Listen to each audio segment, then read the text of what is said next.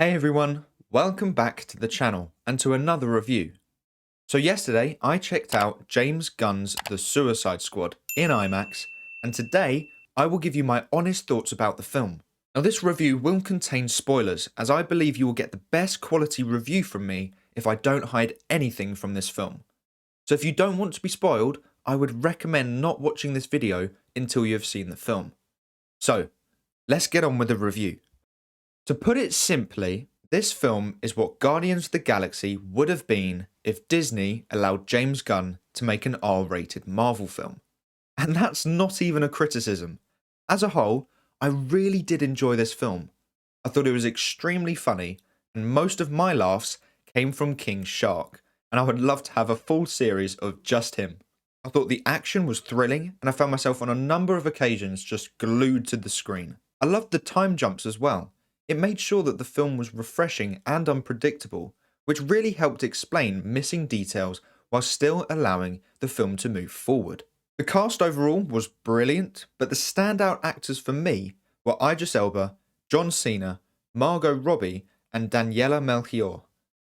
I loved the competitive relationship Bloodsport and Peacemaker had. When they were trying to show off early on in the movie, Peacemaker was saying how he can kill targets even more centrally than Bloodsport as he uses smaller bullets. And I loved that later on in the film we find out that to be a complete lie, and in fact the opposite, with Bloodsport's bullets being smaller than Peacemaker, which led to Peacemaker being shot in the neck. I liked the relationship between the Ratcatcher and King Shark too, with them slowly bonding. Obviously King Shark isn't the brightest, and I love how Ratcatcher looks out for him and actually cares for him. We definitely need to see more of Margot Robbie as Harley Quinn. In all three of the DC movies that she has been in, she has stood out to be one of, if not the best character in the film. I thought the cinematography was good, and there were a couple of fantastic shots. The main one that comes to mind for me is the one of the whole squad walking through the rain, which I thought looked great. Just like with Guardians of the Galaxy, this film uses songs and a musical score for the soundtrack. It works very well and is fitting for the characters being used. The score wasn't epic like Hans Zimmer or Tom Holkenborg, which is my favourite kind of scores, but it was nice. Now on to the negatives of the film. As you may know, I've been a lifelong Marvel fan.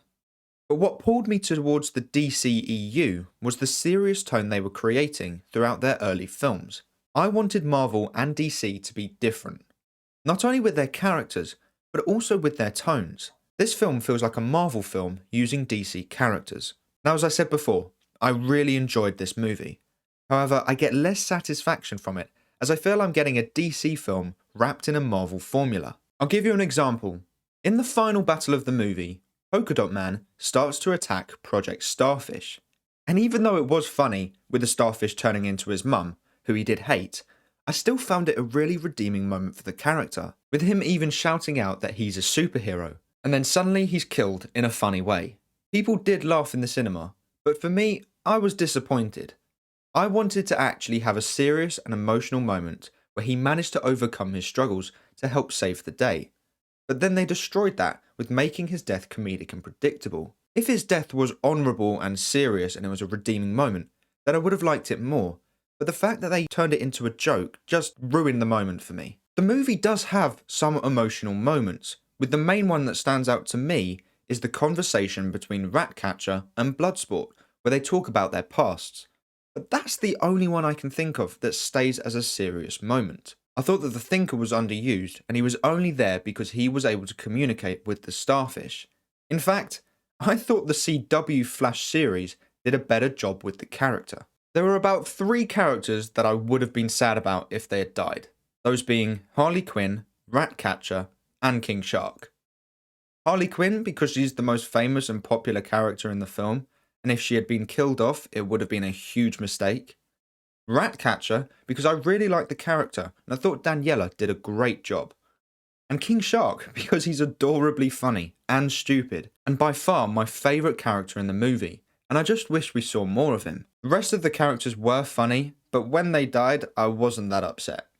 Maybe if Bloodsport had died, I would have been upset because of his redemption and his relationship with his daughter, but other than that, I was only connected through the characters through humour. I do think this movie is overhyped. It was definitely not as amazing as what critics were saying.